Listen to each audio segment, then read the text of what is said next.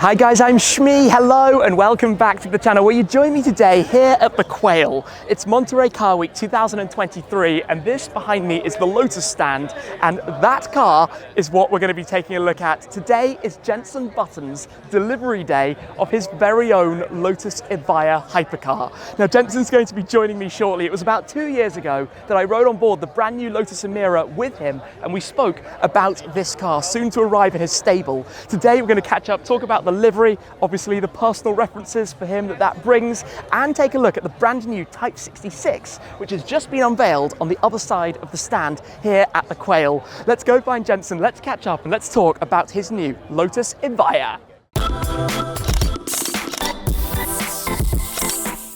End of the press conference and it just got very busy here. Of course, Jenson is here and is there as well. In fact, we have the Evija. The Eletre is tucked over that side, but I want to squeeze around the back to come and show you the Type 66 through the crowd here. We're going to come back over to this in more detail later as well, but allow me to squeeze through.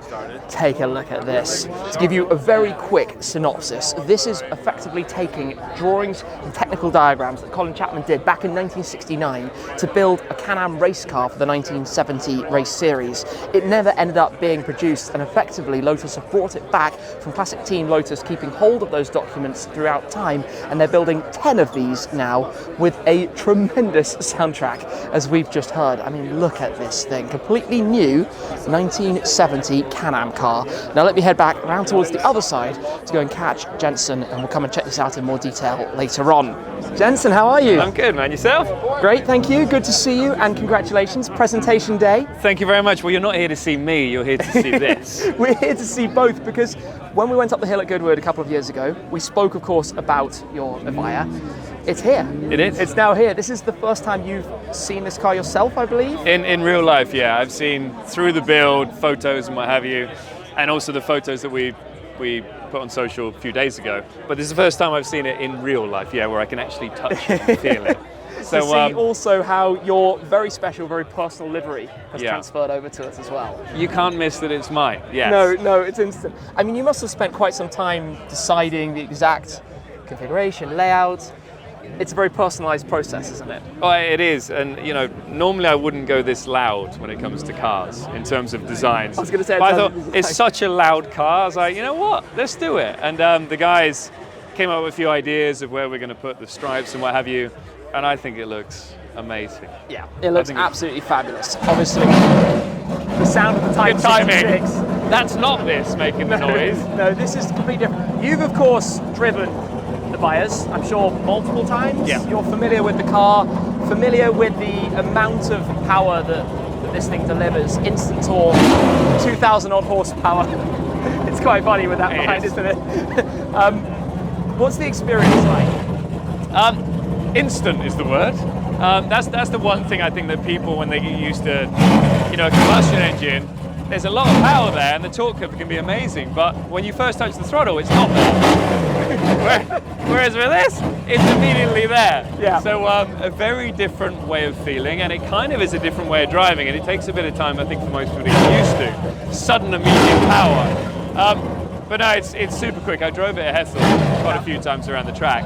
And getting used to how it feels and how you drift it with the power and the torque, it's a lot of fun, but it does take a while because it's 2,000 horsepower. Yeah, it's an extraordinary amount. I love the attention to detail with this, even, of course, painted number on the folding out cameras. It's a complete technological shift, right? It's a completely different car to anything that's been before. I have not yet been spoiled to experience a drive in an Evija.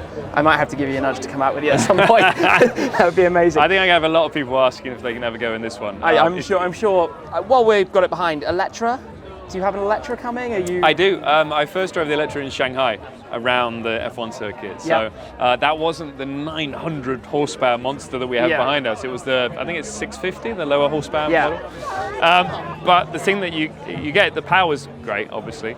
It's quite heavy, it's an SUV, but it's more the ride control, you know, because the weight's still low because the battery's at the bottom.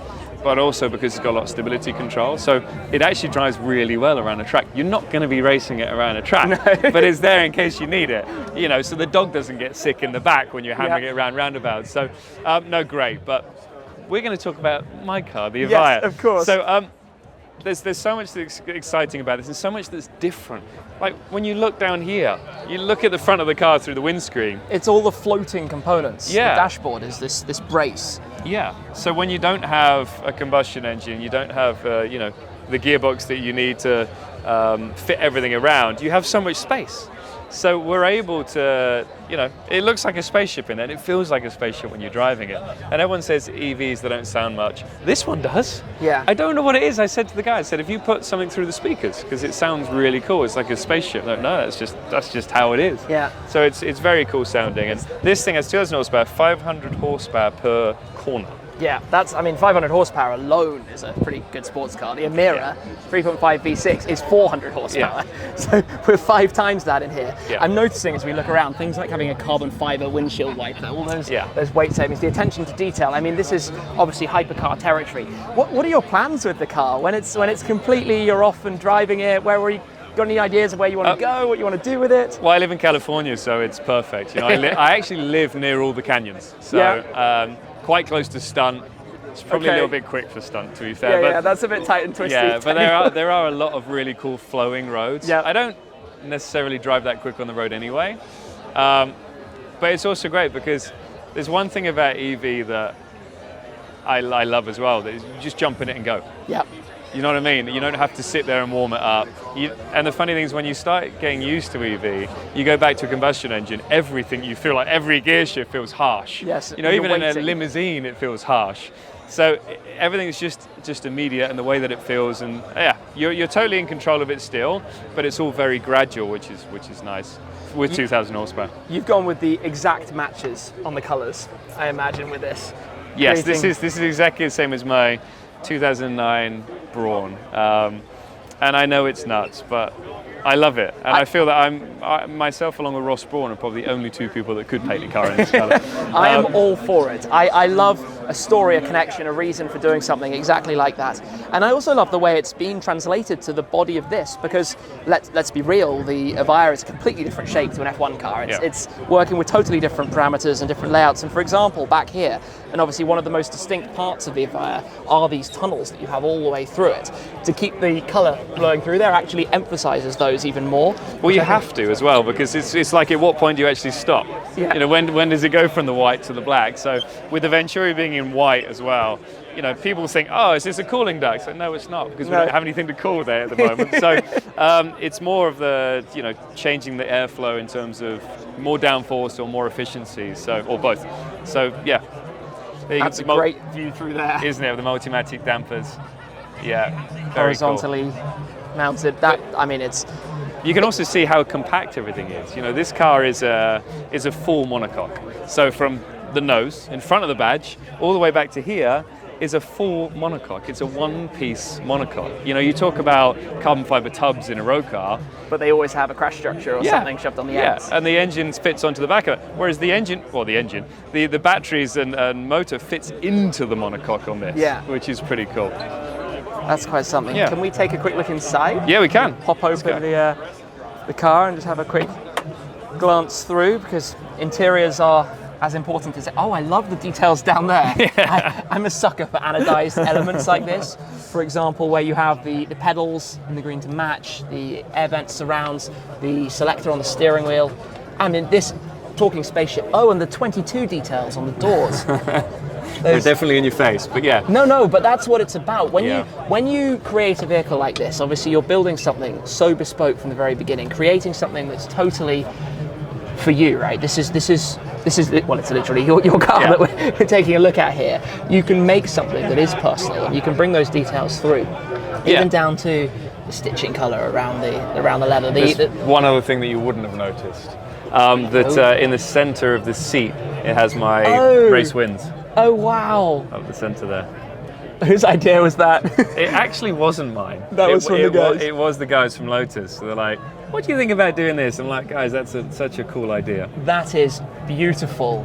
Is it the same over to the passenger side? Yeah. That I love that. I really, really love that. Just to remind me, if I had forgotten, which is really cool. But everything down to the steering wheel. The way the steering wheel is, it's a full sort of it could have been taken out of a Formula 1 car in terms of the shape of it and what have you. This is so normal to me. To a lot of people, this is probably quite an unusual shaped steering wheel, but this just works for me. So when I get in here, I feel cocooned like I'm actually in a race car. Well, it's I guess one to think about. Back in 2009, 14 years ago, a steering wheel like that didn't exist on a road car. Yeah. There was no concept that a road car might have that much connection to motorsport, that much of a feel of connection. Yeah, totally. No, really cool. And I actually went for the white seats. That was brave, I've got to say. Totally brave. But I used to love, talking about another brand, but I used to love like the Countach. Okay. With a white, the white. And it's so out there. I was like, this is such a crazy car. And I've gone for such a crazy colour scheme that means a lot to me, and probably a lot to a lot of people that watch motorsport. Let's go for the white seats as well. So no, I've gone the full hog the whole way. Icing on the cake. Yeah. Oh, it's such a cool thing. I also love just the details, the kind of wraparound feel that you have with the doors, the way they fit around the. Yeah, and I also love that they haven't gone crazy with the Alcantara. It's not like it's in your face. I love that this is carbon fiber, so let's keep it carbon fiber. That's the one thing that's exciting about this. It's a monocoque. So let's not cover it in loads of other materials. Yeah. They've just put them in certain places that really adds to the interior of the car. Well, it is absolutely glorious. Thank you ever so much for showing me around it. Congratulations on your beautiful acquisition, and I wish you many happy miles at the wheel. Thank you very many much. Enjoyable canyon roads and canyon runs. Cheers. Thank you very much. We come round to this then, the newly introduced Lotus Type 66, the Lost Lotus, an all-new version of the diagrams made by Colin Chapman back in the 1960s. In 1969, when he planned a 1970s Can-Am race car, this was the idea, but of course modernised in terms of materials, carbon fibre bodywork, safer fuel cell system.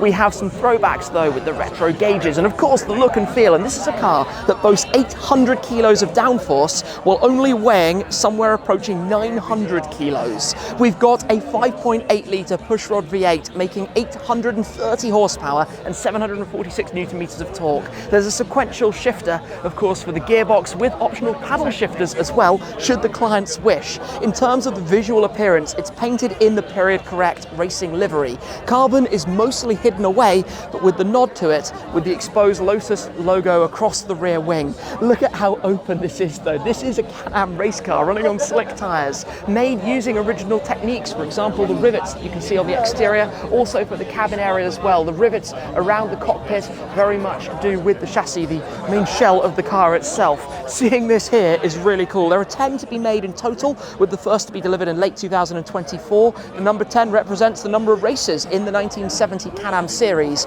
but very much Clive Chapman running the classic Team Lotus division, bringing this alongside the 150 or so F1 cars that they manage and look after as a new division. You could argue this is the first Chapman Lotus in quite some time, but the Type 66 has been unveiled here at the Quail, the perfect event and occasion, and as you've heard when it was revving while we were talking with Jenson, it makes a sound and a half as well. I actually can't even begin to imagine what this is like, almost 1-to-1-to-1 power to weight to downforce out of the Type 66, but modern techniques as well used, the carbon fibre bodywork all over for example, but still very much as if it's come straight out of the racetrack from those original diagrams back in the late 1960s.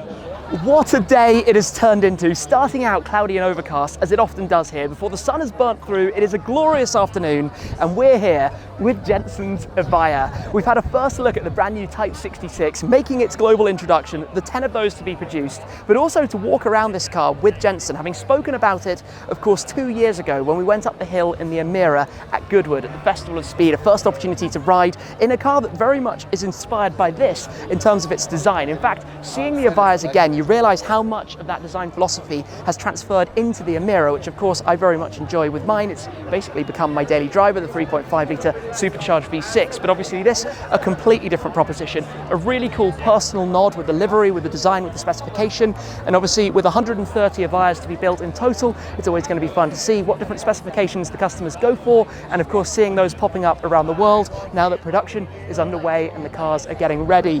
A big thanks to Jenson for his time to show us around the car. A big thanks to the team here at Lotus as well for hosting the visit. What a day at the Quail. And of course, a big thanks to you guys for your support. It's hugely appreciated. So make sure to stay tuned for plenty more to come from here at this event and plenty more here at Monterey Car Week 2023. That's it for this time though, and I'll see you again very soon. Cheers.